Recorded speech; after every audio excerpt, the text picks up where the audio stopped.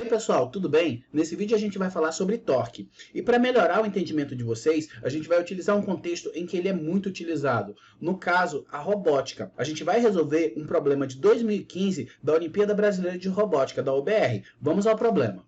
O problema, ele traz para a gente o seguinte, ó. Ele fala que a figura a seguir representa o projeto de um braço manipulador composto por uma junta rotativa O. Então, eu tenho aqui a minha junta rotativa e um elo AOB, né, que é esse elo aqui, ó, essa peça. As especificações do projeto indicam que o braço estará sujeito à aplicação de uma força P no ponto A, que é essa força aqui que está sendo mostrada, com a intensidade máxima de 30 newtons. Então, a intensidade dessa força é de 30 newtons. Considerando as componentes vertical e horizontal da força, calcule o momento de P em relação a O. Então, ele quer saber o momento dessa força aqui para determinar o motor mais adequado para a junta rotativa em O, baseado em seu torque nominal. Então, notem que ele traz para a gente coisas como o momento de uma força, o torque nominal. E aí, para a gente resolver esse problema, a gente precisa entender primeiro o que é que seria o torque. Uma definição de torque simples, né, uma definição do ponto de vista prático, seria a seguinte, ó.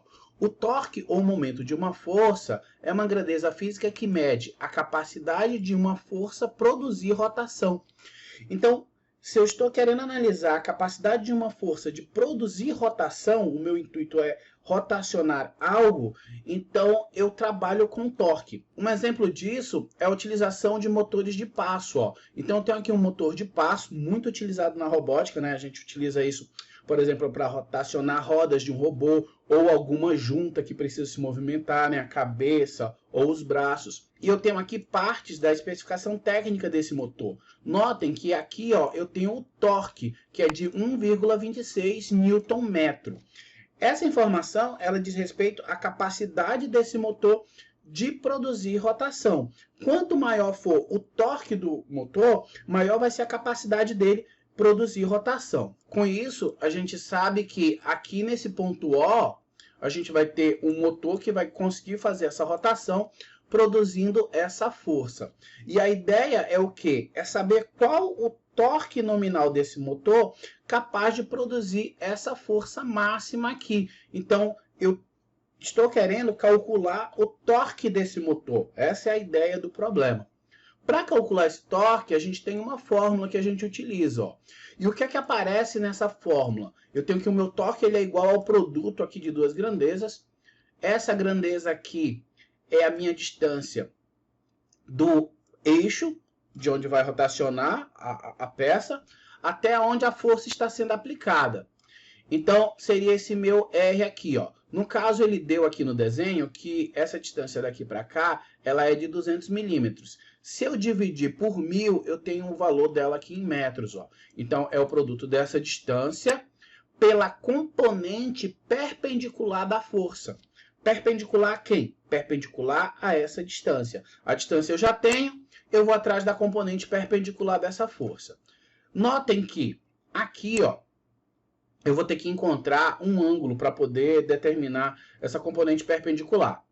E o que é que eu já sei? Eu sei que essa linha aqui, ó, que eu estou traçando nessa direção aqui, paralela ao R, ela vai formar esse mesmo ângulo aqui, ó. Então, eu tenho aqui 40 graus, aqui também vai ser 40 graus, já que eu tenho aqui a mesma linha com relação horizontal. E se eu pegar esse eixo aqui e esse outro aqui, ó, eu tenho aqui entre esses dois eixos um ângulo de 90 graus. Então, eu já sei, inclusive, quanto é que é esse outro ângulo que está faltando aqui, ó. Para ter 90 graus aqui, eu preciso que esse ângulo aqui seja de 30 graus. Então, eu determinei os ângulos.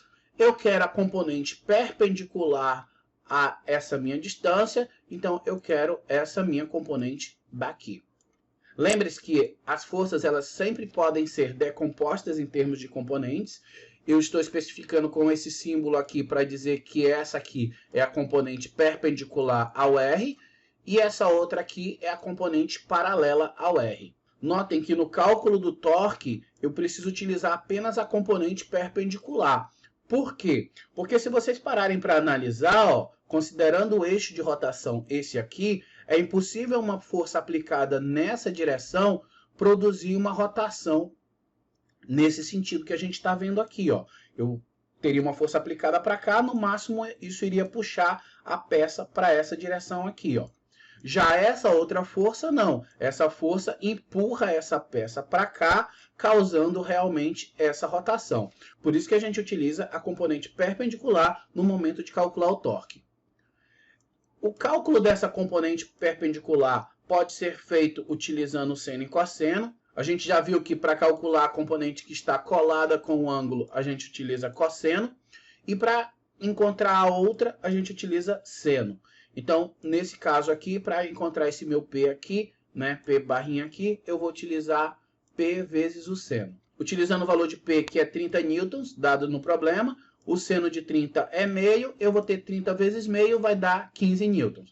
Então, essa aqui é a minha força perpendicular, que eu vou utilizar aqui na fórmula do torque, ó. Eu já sei essa força, já sei que a distância até o eixo de rotação é 0,2 metros, agora é só eu fazer o produto.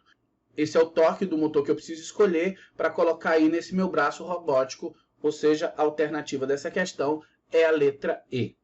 Bem, pessoal, a ideia desse vídeo era mostrar para vocês que a gente tem uma grandeza física que mede a capacidade de uma força produzir rotação.